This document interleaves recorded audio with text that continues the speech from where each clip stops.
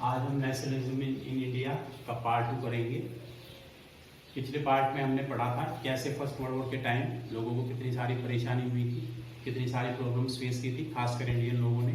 जैसे कि उनका इनकम टैक्स बढ़ा दिया गया था, कस्टम ड्यूटीज़ वगैरह इंक्रीज कर दी गई थी, और जो असेंशियल कमोडिटीज़ थी उनके प्राइस जो है वो डबल हो गए थे फर्स्ट वर्ल्ड वॉर के टाइम। ये सारी की सारी चीज़ें हमने पिछले वीडियो में पढ़ी थी। आज हम आइडिया ऑफ सत्याग्रह या सत्याग्रह के बारे में, और इसके बारे में क्या सत्याग्रह है और रोलेट एक्ट क्या था और क्या उसके फीचर्स थे, इन चीज़ों के बारे में हम इस वीडियो में पढ़ेंगे। 1893, 1896 और 1915 ये तीन बहुत इंपॉर्टेंट ईयर्स हैं इंडियन हिस्ट्री में, खासकर मॉडर्न हिस्ट्री में। 1893 वो साल है जब महात्मा गांधी जी साउथ अफ्रीका गए थे केस के सिलसिले में। वो केस तो उन्होंने कुछ ही दिनों में जीत लिया था, कुछ ही महीनों में जीत लिया था। उसके बाद पर वहाँ पे उन्होंने जो चीज़ें देखी कि कैसे जो वहाँ पे रंग भेद की नीति या नस्ल भेदी जो सिस्टम था वो कैसे लोगों को परेशान कर रहा था, उन्होंने ये चीज़ें देख करके वहाँ के लोगों के लिए फाइट करने की सोची और वो वहीं पे रुक गए। 1896 में वो कुछ महीनों के लिए इंडिया आए, पर उसके बाद फिर वापस वो है साउथ अफ्रीका चले गए थे। उसके बाद वो 1915 में इंडिया आते हैं। इंडिया आने के बाद में वो अपना सत्याग्रह का जो कंसेप्ट है, सत्याग्रह की जो टेक्निक्स है, वो इंडिया को इंट्रोड्यूस करवाते हैं। सत्याग्रह जो है वो सबसे ज़्यादा ये जो कंसेप्ट है, इसके लिए जो गांधी जी इंस्पायर्ड हुए वो जॉन रस्किन की जो बुक है अनटू दिस लास्ट, इससे सबसे ज़्यादा इंस्पायर्ड हुए। उसके बाद ये जो सत्याग्रह है सबसे पहले जो यूज़ किया वो साउथ अफ्रीका में किया गांधी जी ने 1906-1907 में। उसके बाद against racist system in South Africa, ये सत्याग्रह का जो यूज हुआ ये वहाँ का जो रेसिस्ट सिस्टम था साउथ अफ्रीका का, उसके अगेंस्ट में किया सबसे पहले, जैसा कि मैं बता चुका हूँ 1906 और 1907 में। अब बात करते हैं कि सत्याग्रह क्या था और उसके फीचर्स क्या हैं, मेन पॉइंट्स या मेन कंसेप्ट क्या है। सत्याग्रह का सबसे पहला पॉइंट है, सत्याग्रह क्या था, a new method of mass agitation protest, एक नया तरीका जन विद्रोह का या जन आंदोलन का। ले stress on power of truth, सत्य की जो पावर है, ताकत है, उस पर ज्यादा फोकस करता है और सभी से अपील करता है कि सत्य के मार्ग पे चले, ट्रूथ के पाथ पे चले।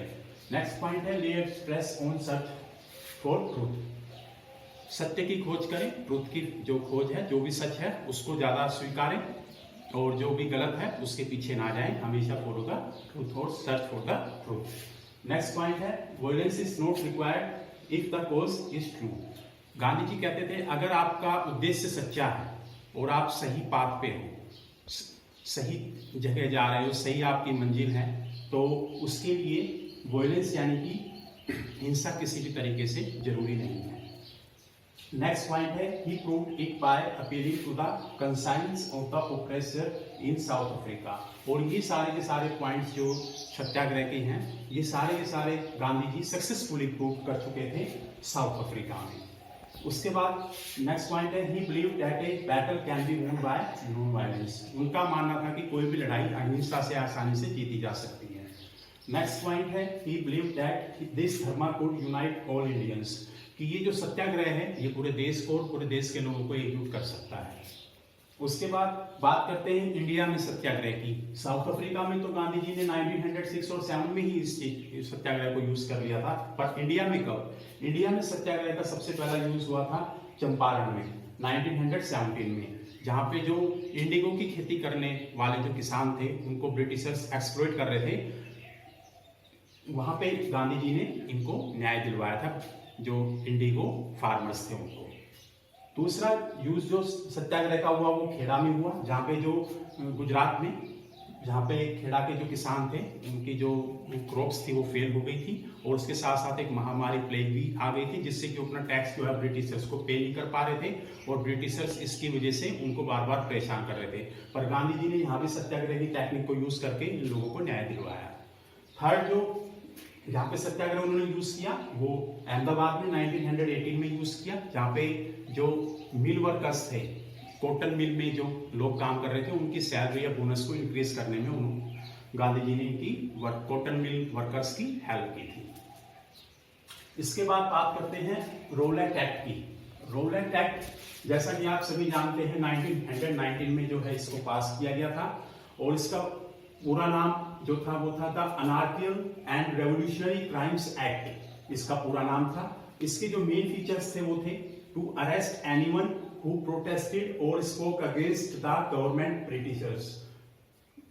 वो लोग जो कोई भी सरकार के खिलाफ या ब्रिटिशर्स के खिलाफ विरोध करेगा या उनके बारे में कुछ भी आलोचना करेगा, उनको अरेस्ट करने की पूरी आजादी थी इस एक्ट के अंदर। दूसरा, to arrest anyone suspected of overthrowing of government. कोई भी अगर किसी पे भी शक होता है कि वो ब्रिटिश गवर्नमेंट को हटाना चाहते हैं तो उसको भी शक के आधार पे अरेस्ट करने की पूरी आजादी थी पुलिस को इस एक्ट के अकॉर्डिंग। तीसरा, to imprison anyone without trial for 2 years। किसी को भी जेल में डाल दो 2 साल के लिए और कोर्ट में उसकी कोई भी सुनवाई नहीं होगी 2 साल तक। Fourth, the point, power to curb political activities. जो भी पॉलिटिकल एक्टिविटीज थी उनको दबाने की पूरी आजादी थी, यानी कि कोई भी लोग पॉलिटिकल पर्पज से इकट्ठे नहीं हो सकते, पॉलिटिकल मीटिंग से के पर्पज से इकट्ठे नहीं हो सकते, इनको भी दबाने की पूरा प्रोविजन था इस एक्ट में। Pass through imperial legislative council despite opposition by Indian members.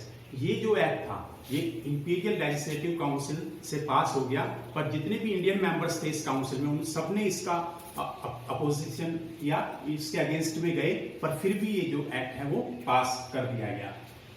अब ये एक्ट पास होने के बाद इंडियंस का क्या रिएक्शन था, ये इंडियंस ने कैसे इस एक्ट के अगेंस्ट में प्रतिक्रिया जो है वो की। सबसे पहले गांधी जी का देखते हैं। Gandhi ji decided to start a non violent civil disobedience movement against Rowlatt Act on 6 April 1990। Gandhi ji ने सबसे पहले ये निश्चय किया कि वो एक सविनय अविज्ञ आंदोलन जो है वो शुरू करेंगे रोलेट एक्ट के विरोध में 6 अप्रैल 1919 को। इसके बाद नेक्स्ट पॉइंट है, rallies were held in various cities.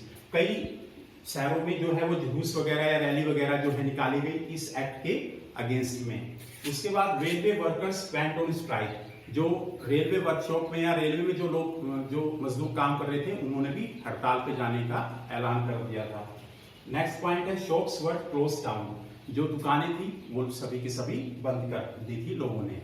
ये सारा का सारा रिएक्शन था इस एक्ट के अगेंस्ट में। फिर ब्रिटिशर्स का क्या रिएक्शन था इंडियन के रिएक्शंस को लेकर के। ब्रिटिशर्स ने लोकल क्या रिएक्शन था, सबसे पहला point, local leaders were arrested in Amritsar. जितने भी स्थानीय नेता थे अमृतसर में उन सभी को अरेस्ट कर लिया। Second point, Gandhi ji not allowed to enter Delhi. Gandhi ji को दिल्ली के अंदर प्रवेश नहीं करने दिया गया, उनको भारी रखा गया। Next point, police fired on peaceful procession on 10 April. Police ने एक शांति से जो जुलूस हो रहा था उस पर बिना किसी वजह के जो है फायरिंग कर दी 10 अप्रैल को। Next point, people retaliated bye attacking post office, banks and railway stations. लोगों में भी गुस्सा था तो लोगों ने इसका बदला डाकखाने, पोस्ट ऑफिस, बैंक्स और रेलवे स्टेशंस पे अटैक करके लिया। नेक्स्ट पॉइंट जो है, ये जब सिचुएशन बिगड़ती दिखी तो अमृतसर में मार्शल लॉ इम्पोज कर दिया गया और वहां पर जनरल डायर ने कमांड हाथ में अपने ले ली।